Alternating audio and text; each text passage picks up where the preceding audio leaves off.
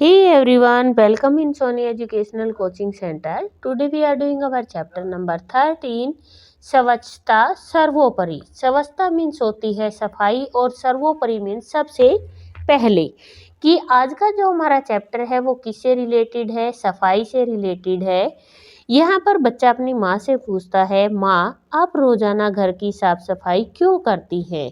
तो यहाँ बच्चे की जो माँ है उसने जवाब दिया, बेटा साफ सफाई रखने से घर अच्छा लगता है और हम बीमारियों से बचे रहते हैं। तो आज का जो हमारा चैप्टर है वो आपको नाम से ही पता लग गया होगा कि सफाई से रिलेटेड है। यहाँ पर जब हमारा चैप्टर स्टार्ट होता है तो सबसे पहले हमें पात्र बताए गए हैं कि इस चैप्टर के अंदर कौन कौन है। यहाँ पर पात्र परिचय में विद्यार्थी हैं। विद्यार्थियों में सबसे पहला नाम है रुद्र, आवनी, सार्थक, प्रभा, अंश, नित्या, नव्या, अध्यापक और प्रधानाचार्य। दृश्य 1 कक्षा 5 का दृश्य है। दृश्य का मतलब होता है नज़ारा। कि ये बात कहाँ की हो रही है? कक्षा 5वीं की है, वहाँ के कमरे की बात है। सभी बच्चे कक्षा में अपने अपने स्थान पर बैठे हैं। जैसे कि आप लोग क्या करते हो स्कूल में, जो अपनी अपनी सीट होती है उस पर बैठते हो, उसी तरीके से बच्चे बैठे थे। बच्चे बहुत उत्साहित हैं। उत्साहित मतलब बहुत ज़्यादा खुश हैं वो। अध्यापक उन्हें कुछ बता रहे हैं। अध्यापक, बच्चों तुम सब जानते ही होंगे कि कल 15 अगस्त है, आज़ादी का दिन। कल हमारे विद्यालय में स्वतंत्रता दिवस समारोह मनाया जाएगा। 15 अगस्त कब आता है? 15 अगस्त को ही आता है। लेकिन ये दिन क्यों मनाया जाता है? इस दिन हमारे देश को अंग्रेज़ों की जो दास्तां थी, जो गुलामी थी, उससे हमें आज़ादी मिली थी और आज़ादी के दिवस के तौर पे ही इसे मनाया जाता है। इसको बोला जाता है स्वतंत्रता दिवस। सभी बच्चे एक साथ, जी हाँ सर। अध्यापक, हर बार की तरह इस बार भी हम यह दिन हर्ष उल्लास के साथ मनाएंगे, लेकिन इस बार मनाने का तरीका कुछ अलग होगा। रुद्र, तो क्या इस बार सांस्कृतिक संध्या नहीं होगी? अध्यापक, बिल्कुल होगी। सांस्कृतिक संध्या का मतलब क्या होता है कि जो प्रोग्राम्स होते हैं संस्कृति के, उनके बारे में वो रिलेटेड बातें कर रहे हैं। तो अध्यापक ने कहा बिल्कुल होगी, लेकिन कुछ दिनों के बाद, और उसमें भाग लेने के लिए विद्यार्थियों का चयन कुछ अलग तरीके से किया जाएगा। तो अंश ने पूछा, वह कैसे सर? हर बार तो जो अच्छा प्रदर्शन करता है उसे चुन लिया जाता है। आपने भी देखा होगा जब स्कूल में प्रोग्राम होते हैं, जो बच्चे बहुत अच्छा डांस करते हैं या बहुत अच्छे जो स्पीकर होते हैं या फिर जो पोइम वगैरह से रिलेटेड बातें करते हैं या फिर अच्छी कहानियाँ सुनाते हैं, अच्छा नाटक करते हैं, उन बच्चों को प्रोग्राम में पार्टिसिपेट करवाया जाता है।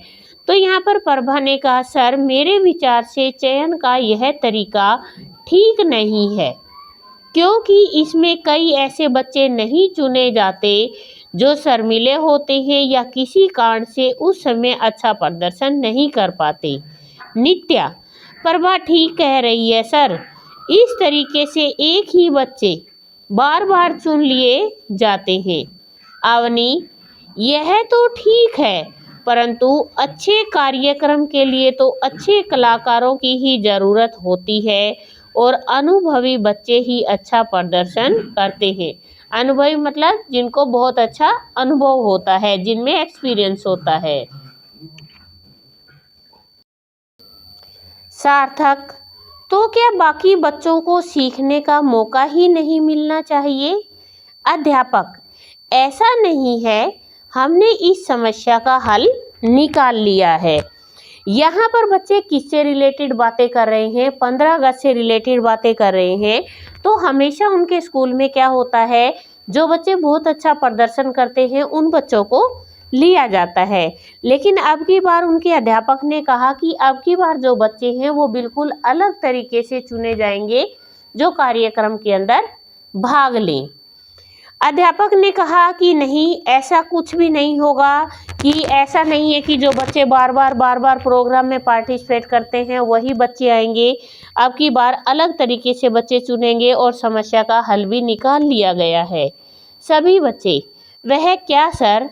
अध्यापक, कल विद्यालय के स्वतंत्रता दिवस समारोह के अवसर पर प्रत्येक कक्षा के विद्यार्थी अपनी अपनी कक्षा को सजाएंगे और जिन बच्चों द्वारा की गई सजावट प्रधानाचार्य जी को अच्छी लगेगी उन्हीं को कार्यक्रम में भाग लेने के लिए चुना जाएगा। रुद्र, अरे वाह, ये तो बहुत ही अच्छा तरीका है। अवनी, जी सर, इससे सभी बच्चों को कुछ कर दिखाने का अवसर भी प्राप्त होगा। अध्यापक, चलो अब बारी बारी से सब बताओ कि कौन क्या क्या करेगा। नित्या, सर, मैं अपने बगीचे से कुछ फूल लेकर पुष्पगुच्छ मतलब गुलदस्ता बना लाऊंगी तथा मेज पर सजा दूंगी। मेरी बुआ ने मुझे घर सजाना सिखाया है। सार्थक, सर, मैंने गर्मी की छुट्टियों में रंगीन कागजों द्वारा अनेक प्रकार की सुंदर सुंदर कलाकृतियां बनानी सीखी हैं। मैं अनेक प्रकार की कलाकृतियां बनाकर पूरी कक्षा में लटका दूंगा। ये किसने कहा? सार्थक ने, कि मैंने बहुत सुंदर सुंदर चीज़ें बनानी सीखी हैं, जो कलाकृतियां हैं दीवार पे लटकाने वाली, उनको मैंने सीखा है और मैं उसे पूरी क्लास में सजा दूंगा, उनको लगा दूंगा मैं। अध्यापक, शाबाश, तुम तो बड़े कलाकार निकले रुद्र, तुम क्या करोगी? अब रुद्र ने कहा, मैं कक्षा की दीवारों पर चिपकाने के लिए कुछ आकर्षक और ज्ञानवर्धक मतलब जिनसे हमें ज्ञान मिले, ज्ञानवर्धक पोस्टर बनाकर लाऊंगा। आप देखेंगे कि उनसे हमारी कक्षा का रूप ही बदल जाएगा। अवनी, अरे सभी ने अच्छे अच्छे कामों का चयन कर लिया, अब मैं क्या करूं? ठीक है, मैं कक्षा के ठीक सामने बरामदे में एक सुंदर सी रंगोली बनाऊंगी। वैसे भी रंगोली बनाना शुभ माना जाता है। अध्यापक, ठीक है, मैं समझ गया कि आप सभी अपनी कक्षा को बहुत सुंदर ढंग से सजाने वाले हैं। तभी नव्या कक्षा में प्रवेश करने की अनुमति मांगती है। नव्या, क्या मैं अंदर आ सकती हूँ सर? अध्यापक, हाँ, आ जाओ, परंतु पहले यह बताओ कि तुम इतनी देर से कहाँ थी? नव्या, मैं दूसरी कक्षा में गई थी। मेरा छोटा भाई बहुत रो रहा था, इसलिए उसकी अध्यापिका जी ने मुझे बुलाया था। अध्यापक, ठीक है, बैठ जाओ। तो बच्चों, सब अपना अपना कार्य अच्छे से करना। अब देखते हैं कौन बाजी मारता है। नव्या, कैसा कार्य? अध्यापक, नव्या, तुम देर से आई हो, अपने मित्रों से मिलकर तुम भी अपने कार्य के विषय में समझ लो। इतना कहकर अध्यापक कक्षा से बाहर चले जाते हैं। अब पहले नज़ारा नंबर 1 था, अब जो दृश्य है वो दूसरा है। अगले दिन कक्षा 5 बहुत सुंदर तरीके से सजी हुई और साफ सुथरी है। सभी बच्चे अपने अपने स्थान पर बैठे हैं। अध्यापक प्रधानाचार्य जी के साथ आते हैं। सभी बच्चे खड़े होकर सुप्रभात सर। प्रधानाचार्य, सुप्रभात बच्चों, तुमने तो कक्षा का रूप ही बदल दिया है। तुम सबने कक्षा की बहुत सुंदर सजावट की है। लगता है तुम्हारी कक्षा ही प्रथम आने वाली है। सभी बच्चे, जी सर।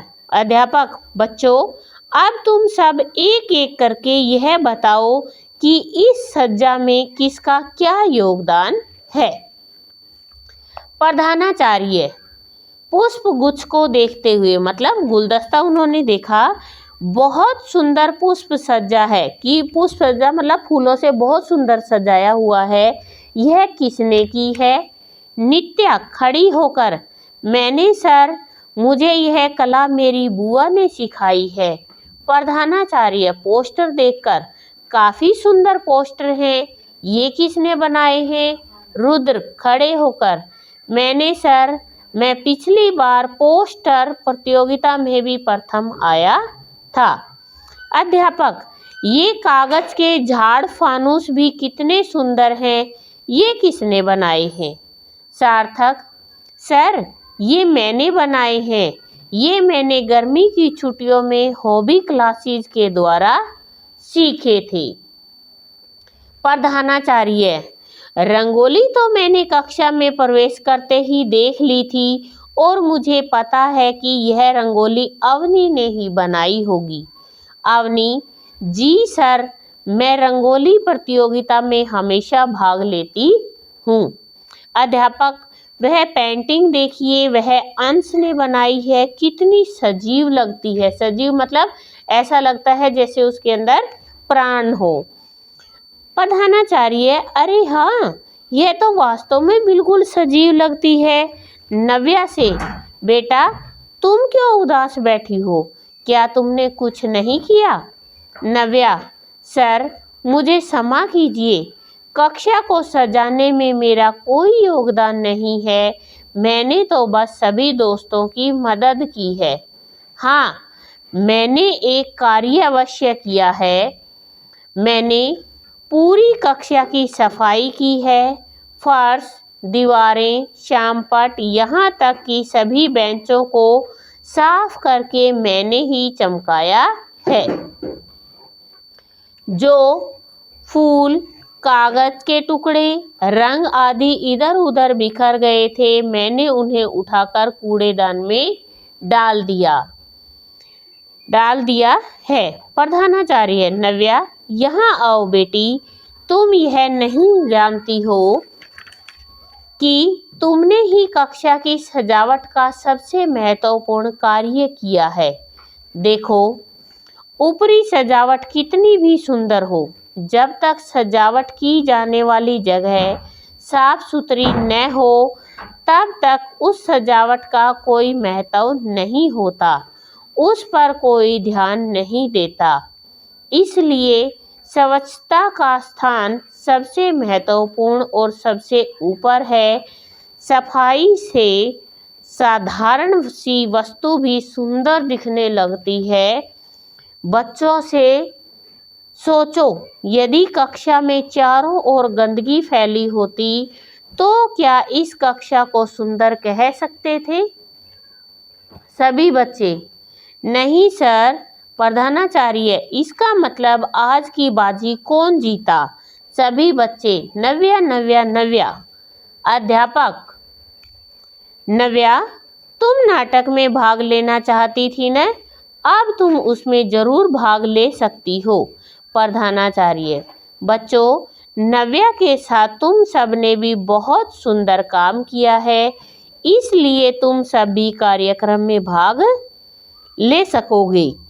सभी बच्चे, धन्यवाद सर, और पर्दा गिरता है। इसके बाद आते हैं इसके प्रश्न उत्तर।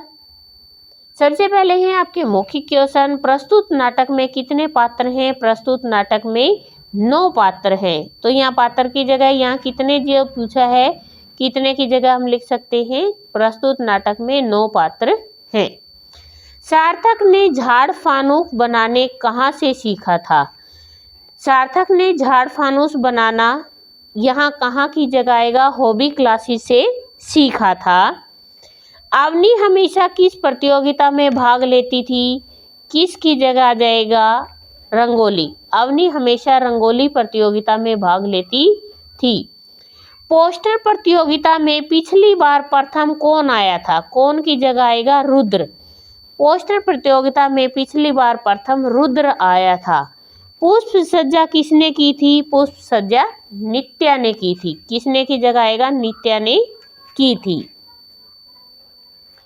इसके बाद आता है सही उत्तर चुनकर वाक्य पूरे करें।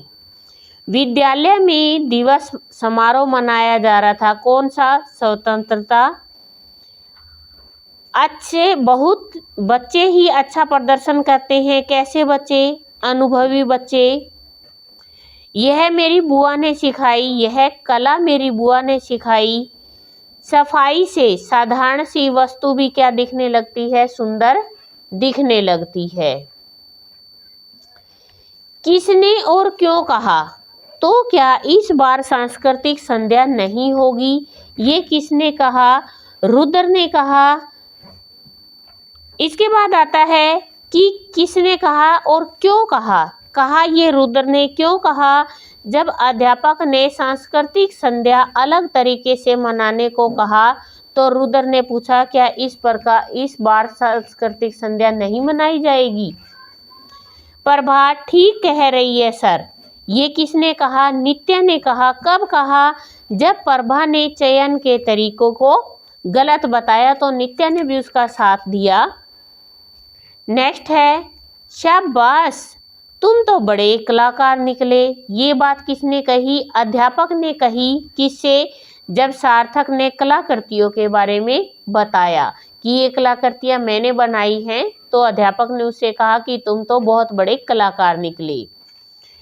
अब देखते हैं कौन बाजी मारता है। ये बात किसने कही? प्रधानाचार्य ने। जब प्रधानाचार्य ने सजी हुई कक्षा देखी तो उन्होंने ये बात कही कि आज की जो बाजी है वो कौन मारेगा। नेक्स्ट है मैंने पूरी कक्षा की सफाई की है। ये बात किसने कही? नव्या ने। जब नव्या उदास होकर बैठी थी तो प्रधानाचार्य ने उससे काम के बारे में पूछा था, तब नव्या ने बताया कि मैंने पूरी कक्षा की सफाई की थी। इसके बाद आता है नाटक के आधार पर वाक्यों को सही क्रम में लिखिए। सभी बच्चे अपने अपने स्थान पर बैठे हैं। अध्यापक उन्हें कुछ बता रहे हैं। अरे वाह, ये तो बहुत अच्छा तरीका है। ये कागज के झाड़ फानूस भी कितने सुंदर हैं। और इसका मतलब आज की बाजी कौन जीता। इसके बाद प्रश्नों के उत्तर एक शब्द या एक वाक्य में लिखने हैं। अध्यापक विद्यालय में क्या मनाए जाने की बात कर रहे हैं? तो यहाँ हमारा जो प्रश्न है, पहला क्वेश्चन है स्वतंत्रता दिवस मनाने के लिए, कि स्वतंत्रता दिवस मनाने की जो बात है उसी से रिलेटेड वो बातें कर रहे हैं। दूसरा क्वेश्चन आपको दे रखा है नव्या कक्षा में देर से क्यों आई थी? क्यों आई थी? क्योंकि नव्या का भाई रो रहा था और वो अपने भाई के पास थी। नव्या का भाई रो रहा था, वह अपने भाई के पास दूसरी कक्षा में थी। कार्यक्रम में भाग लेने वालों के चयन के तरीके को किसने गलत कहा? प्रभा ने। प्रभा ने कहा कि ये तरीका बिल्कुल गलत है। रंगोली बनाना कैसा माना जाता है? रंगोली बनाना शुभ माना जाता है। नव्या ने प्रधानाचार्य जी से क्षमा क्यों मांगी?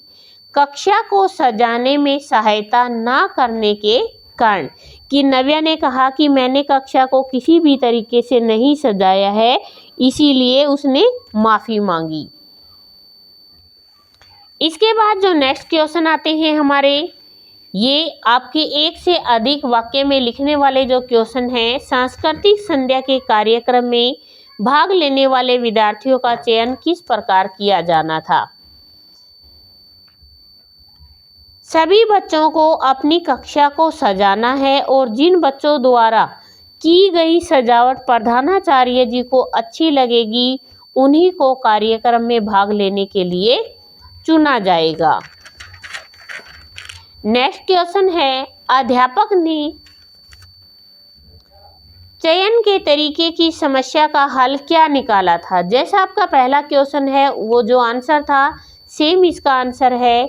अध्यापक ने कहा जो बच्चे अपने कक्षा की सजावट करेंगे और जिसकी सजावट प्रधानाचार्य जी को अच्छी लगेगी उन्हीं को कार्यक्रम में भाग लेने के लिए चुना जाएगा। नेक्स्ट क्वेश्चन है प्रधानाचार्य जी ने नव्या को विजेता घोषित क्यों किया? उसको क्यों विजेता बनाया था? नव्या को विजेता घोषित किया गया क्योंकि उसने कक्षा की सफाई की। फर्श, दीवारें, श्यामपट्ट और बेंचों की सफाई की। जो फूल, कागज के टुकड़े, रंग आदि इधर उधर बिखर गए थे उनको भी नव्या ने साफ किया। लास्ट क्वेश्चन है, नाटक का मुख्य संदेश क्या है? नाटक का मुख्य संदेश है कि बच्चों को साफ सफाई रखनी चाहिए, बच्चों को पढ़ाई लिखाई के अतिरिक्त कोई काम सीखना तथा विद्यालय की अन्य गतिविधियों में भाग लेना भी बहुत जरूरी है।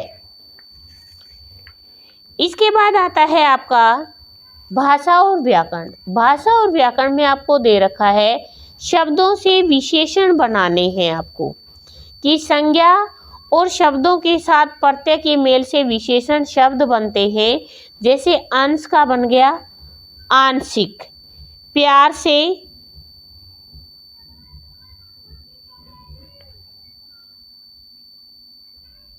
प्यारापन, धन से धनवान, भारत से भारतीय, बुद्धिमान,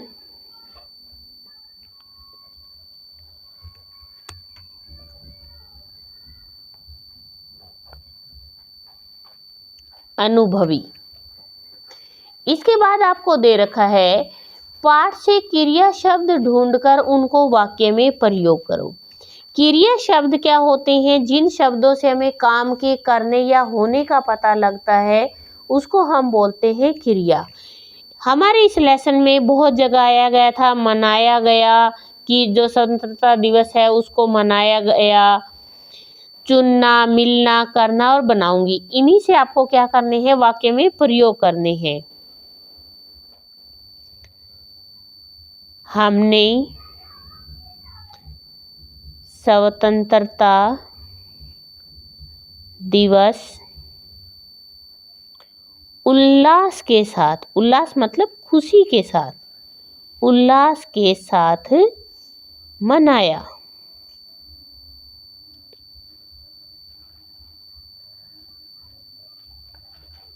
चुनना,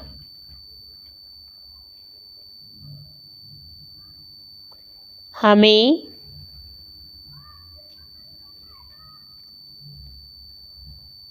अच्छे दोस्त को चुनना चाहिए। मिलना, हमें सबसे खुशी से मिलना चाहिए। करना,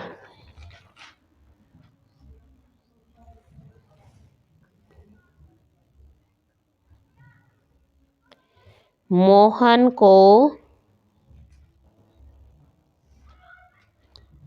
सफाई कार्य करना है। बनाऊंगी, मैं एक ड्राइंग बनाऊंगी।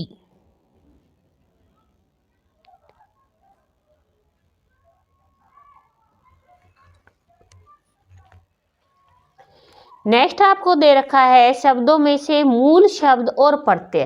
प्रत्यय क्या होते हैं? जो शब्दों के पीछे लगते हैं और उसके वाक्य को, जो हमारा शब्द होता है उसके अर्थ को बदल देते हैं। तो यहाँ पर दे रखा है उत्साहित, तो इसमें मूल शब्द क्या बन रहा है? उत्साह, और प्रत्यय है इत, उत्साहित।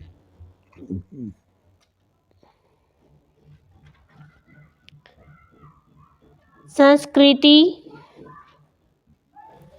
और जो प्रत्यय है वो है इक, सांस्कृतिक। गर्म प्लस ई, गर्मी। रंग प्लस ओली। कोई भी जब भी हम किसी भी प्रत्यय से मूल शब्द को अलग करते हैं, अगर वो मूल शब्द अलग होने के बाद उसका कोई ना कोई अर्थ निकलता है ना, तभी वो मूल शब्द कहलाएगा। जैसे प्रतियोगिता है तो प्रतियोगी प्लस ता। इसके बाद आता है वाक्य में प्रयुक्त रंगीन शब्दों के विलोम शब्द लिखने हैं और उसके बाद उनका वाक्य आपको बनाना है। हर बार अच्छा प्रदर्शन करते हैं, अच्छा का उल्टा आएगा बुरा। वह हमेशा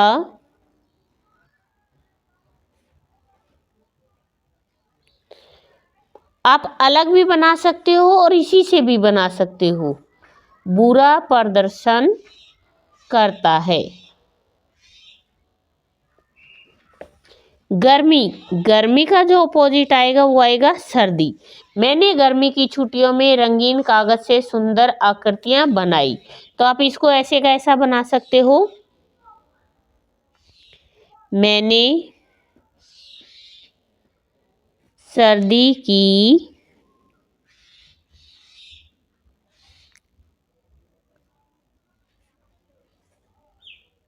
छुट्टियों में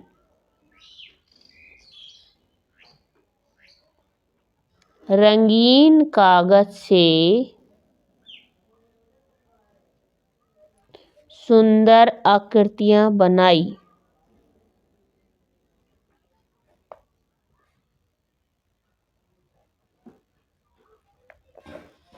सुंदर, सुंदर बदसूरत,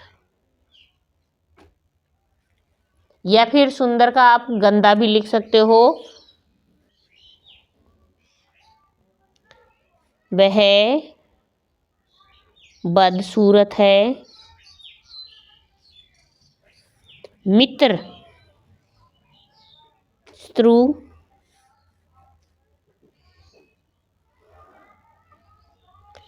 वह मेरा शत्रु है।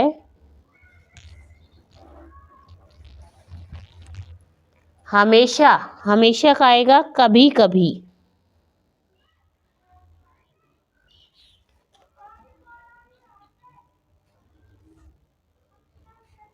मैं यह कार्य कभी कभी करता हूँ। इसके बाद नेक्स्ट आता है, क्या आप जानते हैं स्वतंत्रता दिवस पर लाल किले पर प्रधानमंत्री द्वारा तिरंगा झंडा फहराया जाता है। गणतंत्र दिवस पर राजपथ पर राष्ट्रपति द्वारा तिरंगा झंडा फहराया जाता है। स्वच्छ भारत अभियान एक महत्वपूर्ण स्वच्छता अभियान है। और इसके साथ ही जो आपका चैप्टर है वो होता है कंप्लीट। प्लीज़ वीडियो को शेयर करें, लाइक करें एंड कमेंट करें।